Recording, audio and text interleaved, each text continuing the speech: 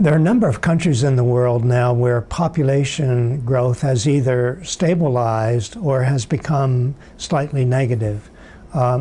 Countries in which it is now negative include several countries in Europe,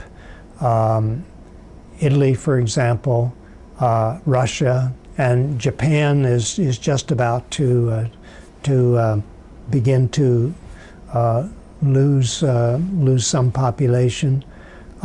Some people are concerned about this. I am concerned about it, but not as concerned as I am with countries where populations are growing at 2 or 3% per year, or even more in some cases, and outgrowing the resource base. These societies are headed for collapse.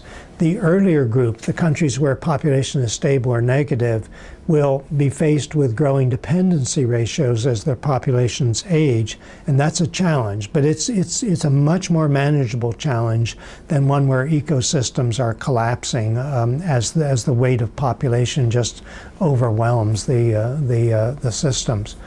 For example, we can adjust the rate of retirement. We can have a flexible age of retirement so that everyone doesn't retire at 60 or 62 or 65 or whatever, because if life expectancy is now going to be, for many people, 80 or 90 years or beyond, then maybe we shouldn't be thinking about retiring at 60.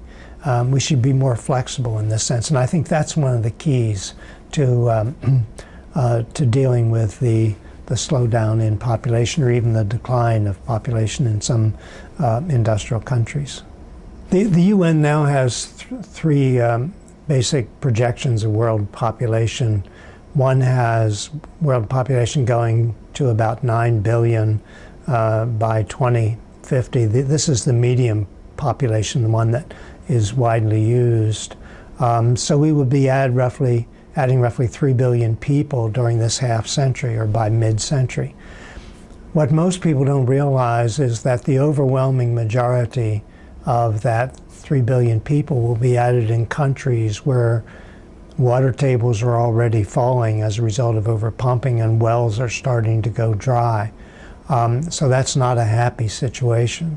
We're also looking at these people being added in countries where cropland is already scarce, where overgrazing is extensive, and where deserts are expanding. So I personally doubt we're going to see another 3 billion people in the world, because systems are already starting to break down with current population. So I think we need to pull out the stops to eradicate poverty and stabilize population at the same time, as part of a sort of package deal. And this, I think, could make a huge difference in the future of civilization. We've been talking thus far mostly about the automotive fuel economy and economic and environmental trends generally, and Plan B 2.0 is about these trends, but it's also about the future of civilization.